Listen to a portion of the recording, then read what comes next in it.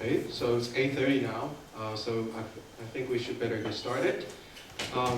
So our first lecturer today will be Professor Shunsuke Fukami from Tohoku University. So if you're from the field of Spintronics, especially in Spintor SOT, you probably have heard of his name. He's also an expert in Spintronics, so that's the reason why for the title of today will be Spintronics. So although you've already heard a lot about like spin core, spin wave, etc. During this week, but I believe Shunsuke is going to give you a much systematic overview on this topic. So let's welcome Shunsuke.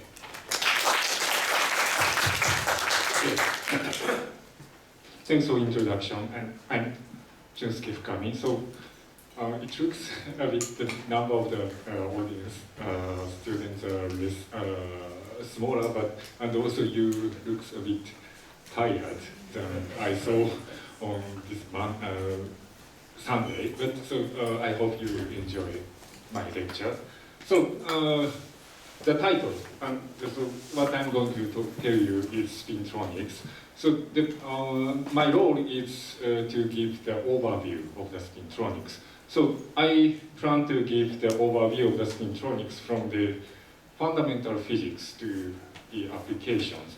But firstly, I need to say that the Spintronics is already a very big field. So I need to say that in this 2-hour lecture, I cannot cover everything of the Spintronics. So I need to say that I can tell you some fundamental physics to some applications. But I try to tell you the essence of the Spintronics. And secondly, my lecture is more oriented to the beginner, so the students who are not working on the Spintronics. So I think that about half of the students are working on some research on the Spintronics. So I guess that for such students, my lecture might be boring, but I hope that you will also learn to refresh your understanding of the Spintronics. And also, one more important thing. So on this occasion, I try to thank Chi-Feng, and also Hyunsu is not here, so I'd like to thank Hyunsu. And also, more importantly, I'd like to thank the local staff. So they did a wonderful job, and I very enjoyed this summer school. Okay, so let's start. So this is the outline of today's lecture. So firstly, I will give a brief introduction to the Spintronics. I will tell you the basic concept of the Spintronics and history and branches of the Spintronics. And after that, I will, so the second and third sections are the main body of my lecture. So the Spintronics allows us to electrically detect and manipulate the magnetization. This is a very important point of the Spintronics. So I will tell you the ordinary Hall effect, anomalous Hall effect, and anisotropic magnet resistance, giant magnetic resistance, and the tunneling magnet resistance. These are the keywords for the electrical detection of the magnetization. And then I will tell you the electrical manipulation, so spin transfer torque, spin orbit torque, and the electric field or DCMA induced magnetization switching. And then I will switch the gear to the applications. So I will describe the application of the Spintronics, mainly for the integrated circuits and unconventional computing. And as much as time allows, I would like to discuss the branches of the Spintronics. And so these are the outline of my 2-hour lectures. So, and I think that I will have a 5 minutes break somewhere around this third sections. And also, if you have any questions during my lectures, feel free to interrupt me. And also, I will have some short break just after each section. So if you have any questions, you can ask me, and I'm happy to answer. Okay, so let's start. So I will start from the first part, so the brief introduction to the Spintronics. Okay, so the most common explanation of the fundamental concept of the Spintronics is that, so the electron has charge and spin. So the electron has electric and magnetic properties. And in the classical electronics, the electric property is utilized, whereas in the magnetics, the spin property of the electron is utilized. So as a natural consequence, the spintronics field has emerged, so in which you utilize the electric and magnetic properties simultaneously. So what are provided by the spintronics? So in the classical electronics, you control the electric carrier by electric field. And in magnetics, you control the magnetization by magnetic field. So in spintronics, you can control the electric carrier by magnetic field or magnetization. So this means that the magnetic field or magnetization can be detected electrically. So this offers a sensing function. So electrical sensing of the magnetic field or magnetization. And also, you can control the magnetization by electric current or electric field. So this means that you can manipulate the magnetization by electrical means. So this offers us the recording functionalities. So you can record the information by magnetization directions by some means, by electrical means. And also, so these are representative functionality of the spintronics, but the spintronics, the function of the spintronics is not limited to these two. So there are many more functionalities has been discovered in this several decades. Okay, so next let's review the history of the spintronics. So some of the researchers says that the spintronics started from the discovery of the GMR by Peter Grunberg and Albert Feld, but in reality, because the electron has charge and spin from the beginning of the universe, so before the discovery of the GMR, the people found some phenomena of the spintronics. So I think that the first finding of the spintronics phenomena is AMR by William Thomson or Lord Kelvin. So they found an anisotropic magnetic resistive effect, AMR effect, which I will describe later. And also in 1881, Edwin Hall found an anomalous Hall effect. And these two can be understood by introducing the concept of the spintronics. So these two will be described later. And a few years later, 10 or 20 years later, the J.J. Thomson and Millikan measured the E over M and E. So this established the concept of the electric property of the electrons. And in 1922, a very famous experiment has been done by Stern and Gerlacher. So they find that the electrically neutral, and so they find that the silver atom beams is split to the two directions in the magnetic field. So the silver atom doesn't have charge and doesn't have the angular momentum, but it has something related to the magnetic moment. So this experiment tells us that even though this 5s electron should play a significant role. So this experiment tells us that the 5s electron, which doesn't have the angular momentum, so because the s electron has no angular momentum, should have something to do with the magnetic moment. And in 1924, so 100 years before from now, so the Pauli predicted a new quantum degree of the freedom of the electrons. And 1 year later, Uhlenbeck and Goldschmidt named it as spin. And 1932, Dirac gave us a theoretical establishment of the spin from the relativistic quantum mechanics. So these are the preborn stage of the spintronics. So next, so now the people knows that the electron has charge and spin, so the spintronics emerged. And so from now on, so because I am Japanese, so my history is a bit oriented to the Japanese point of view, but so it depends on the lecturer who will tell you the history of the spintronics. So in 1964, Jun Kondo, before his theoretical work, people found that the resistance of the metal decreases with decreasing the temperature, but below a certain point, it again increases in systems in which which has diluted magnetic atoms. And Jun Kondo gave a theoretical explanation to this phenomena, and which is known as Kondo effect now. So the Jun Kondo's explanation is that the traveling conduction electron interact with the local magnetic moment. So that's explain well this phenomenon, so Kondo effect.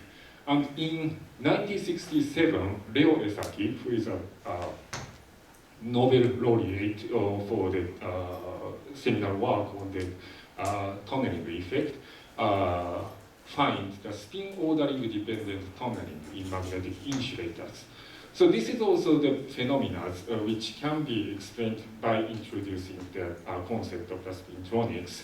And in 1975, I think that most of you knows that Julier observed the TMR effect at low temperatures, and 1988, Grünberg and Feld simultaneously and independently observed the GMR effect in the multi-layer structures.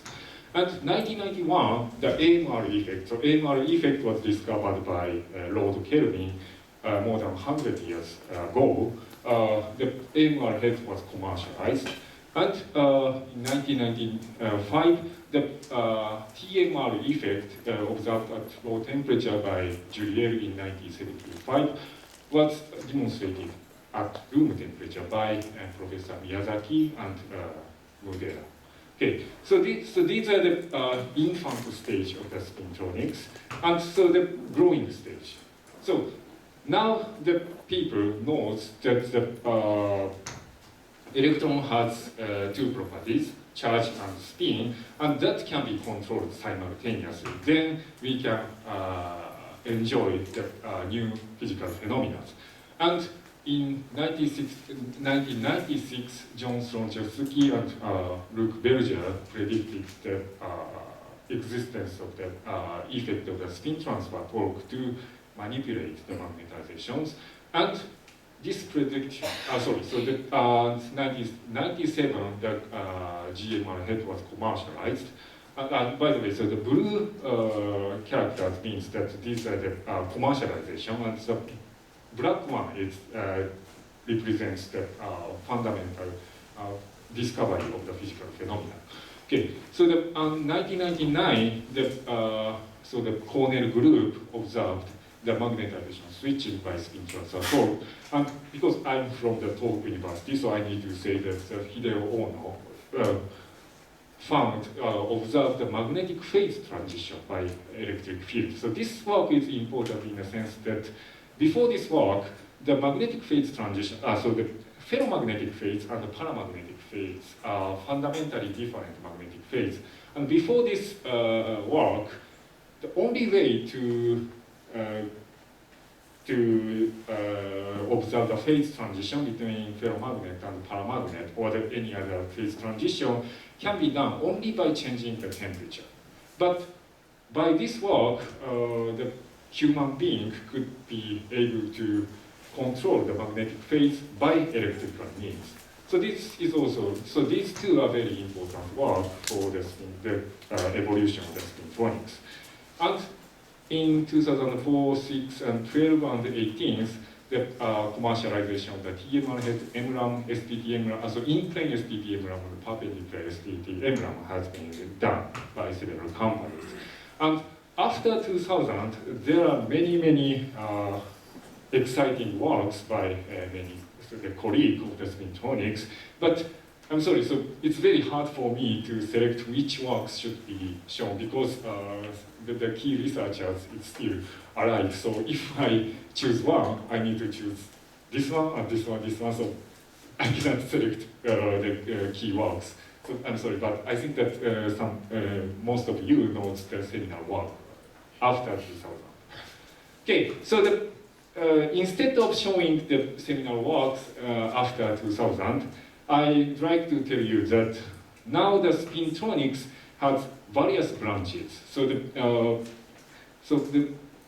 on the basis of the Spintronics, there are many branches of the Spintronics. So one thing I would like to tell you is that now you are students, so you do not have to care about the funding. But once you become PI or the independent researchers, you need to think about funding, so getting the money to conduct the research. And then one chip, so one important idea to get the funding, big funding, is creating a new field. So creating a new name of the new academic field. So the Spintronics people are very clever to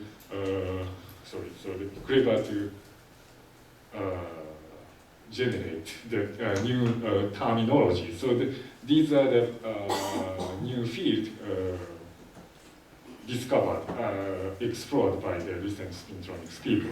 So in the end of my talk, I would like to, okay.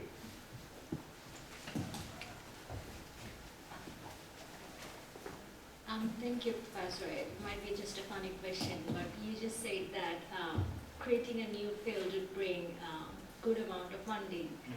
My question is, then people would just come up with different names, but I'm pretty sure not everyone gets funding, right? So, and I'm just trying to understand, so what qualifies as a new field when you try to get Okay, so good question, but it's not a scientific question, it's a very technical question to get funding. So I would need to say that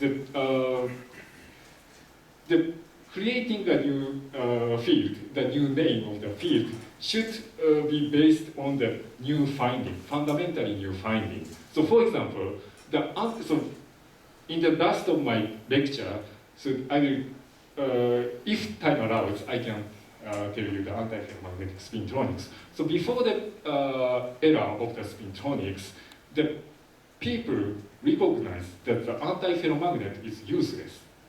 But some people find that the antiferromagnet may be useful for application. So that that convinced the people to create a new field. So the new field is results from the new finding.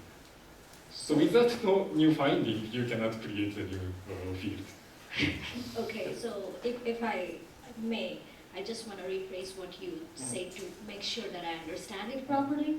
So it depends on the new findings, and it also has to be useful, because antiferromagnets were there, right?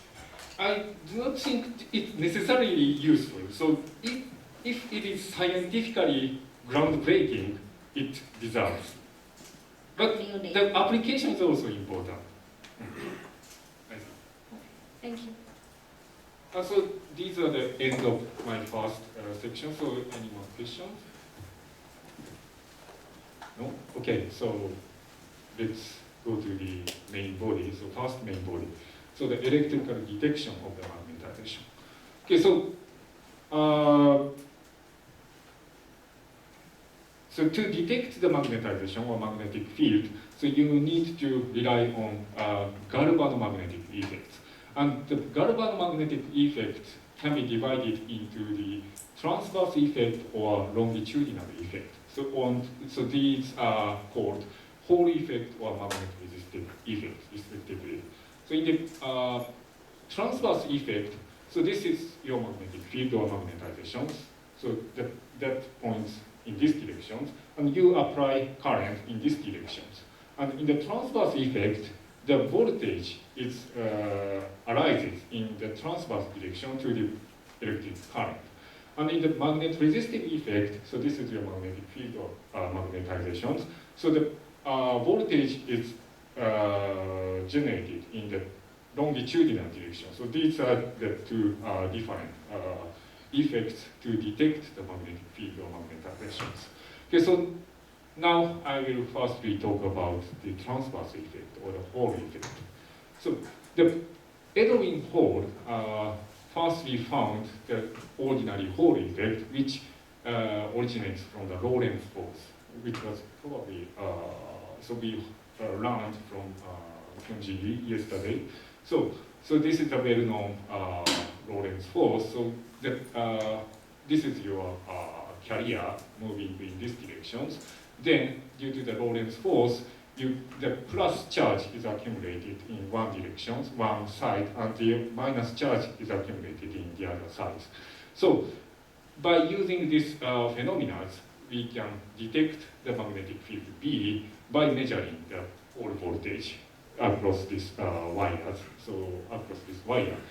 And after that, so 1 year later, this ordinary Hall effect was found in 1879, and 2 years later, Hall found that even without the magnetic field, so without the magnetic field, if the system has magnetization, one can observe the finite Hall voltage. So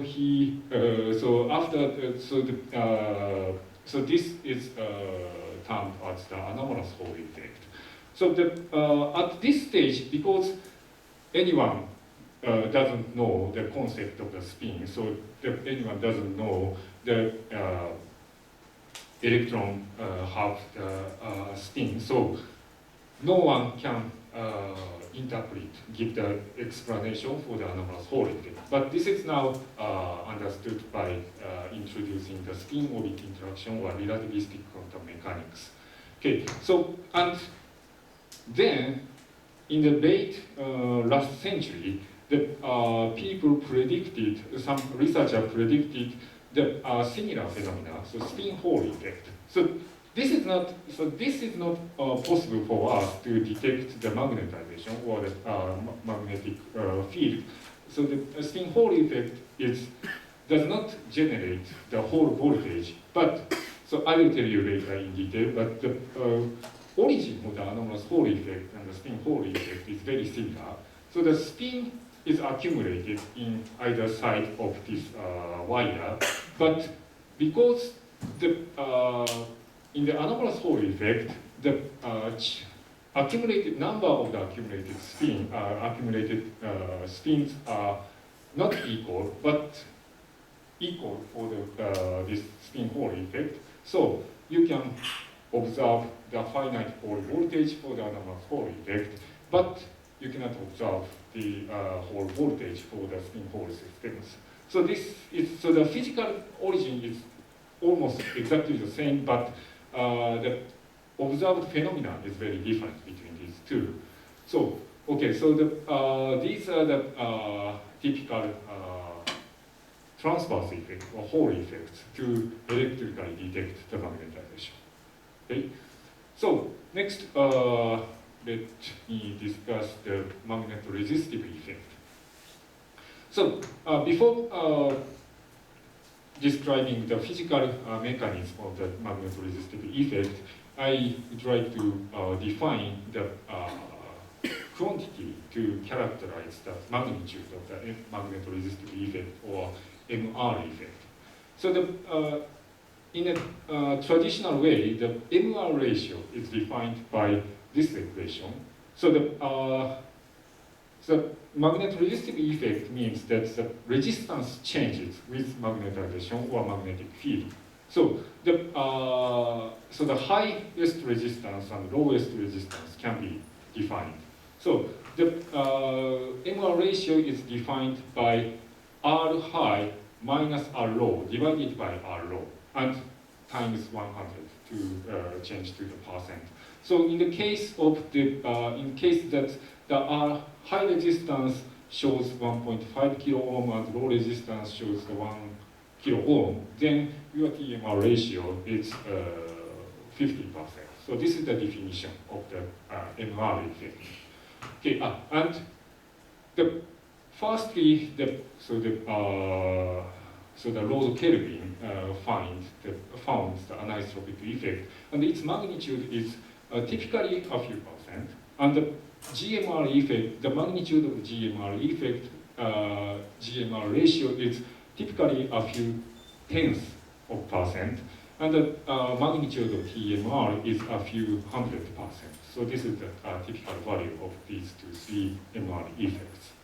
Okay, so the anisotropic effect, anisotropic magnetoresistance effect, so AMR effect.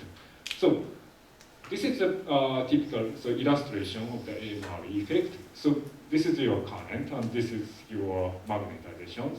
And so the William Thomson or Lord Kelvin finds that the resistance changes with respect to the magnetization direction in 1856. And this phenomena can be explained by considering the SD scattering. So SD scattering rate is the key word to understand the AMR effect. So this is a very naive explanation, a very intuitive picture of the AMR effect. So so this is the case that the magnetization is along the current direction, and this is the case that the magnetization is perpendicular to the current. Okay, so the magnetization is originates from the d orbital. So the shape of the d orbital is anisotropic in the crystal field. So the if the magnetization is pointing in these directions, the typical shape of the electron cloud of the d orbital is like this. Whereas when the magnetization is pointing these directions, the electron cloud, the typical shape of the electron cloud is like this. So you can naively imagine that comparing these two cases, you can probably imagine that the resistance becomes high for this case and resistance becomes low for this case, because in the typical 3D transition metals, the conduction electron is dominated by the s electrons, and so the s electron can be scattered to the d orbital. So so this is the point. So the orientation of the d orbital changes with the magnetization. So this is the first point. And the SD scattering rate changes with how the orbital looks from current. Okay, so this looks that many more cloud can be seen from the electron when traveling the systems. So this shows a higher resistance than this case. So this is the intuitive picture of the AMR effect. So the AMR effect originates from the SD scattering. So this is the very intuitive explanation for the AMR effect. Okay. So in the next, the GMR and TMR. Okay. So the GMR effect can be further divided into two cases. One is current in plane GMR, and the other is current perpendicular to plane GMR. So to observe the GMR, in most cases, the multi-layer system is used. And so the blue represents the ferromagnetic metal, and this red purple represents the non-magnetic metal. So so this is the configuration for in CIP GMR. This is the configuration for the CPP GMR. So and the TMR is typically observed in the magnetic tunnel junction. So ferromagnetic metal insulator, very thin insulator, and ferromagnetic metal. So the physical origin of these three are more or less similar among them. So I will explain later. But before that, I'd like to show some pioneering works. So this is the so these two are the very famous paper by Albert Feld's team and Peter Greenberg's team. So they observed a large resistance change with respect to the magnetic field for the multilayer systems. So in this Feld group's case, the iron chromium multilayer is used, whereas for this case, iron chromium iron system is used. And so in this work, they observed a very large resistance change at low temperature. So I think that the GMR ratio is somewhere around 50%. And in this case, because it is at room temperature, so the resistance change is not so large, but so these two are recognized as the first paper of the discovery of the GMR effect, and these two researchers were awarded the Nobel Prize in 2007 or 8. Okay.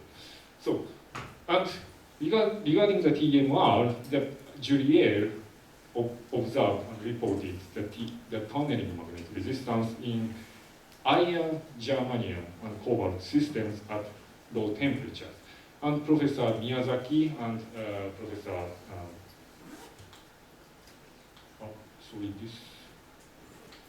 Mudera observed the TMR at room temperature. So they use iron, aluminum iron, or cobalt iron, aluminum cobalt systems in 1995. Okay, so these are the very famous paper of the observation of the TMR. So now let me briefly explain how the TMR effect arises. So I will tell you the physical mechanism of the TMR effect. So let's consider the magnetic tungsten junction having two ferromagnetic layers, and in one case, the magnetization of the two ferromagnetic layers has the parallel magnetization, and in the other case, the magnetization of the two ferromagnetic layers has anti-parallel quantization. Okay, and let's think about the density of the state of these two systems. So this is the density of state for the left electrode, left ferromagnetic electrode, and this is the density of state for the right ferromagnetic metals. So, as you can see, that for the parallel configuration, the density of state DOS is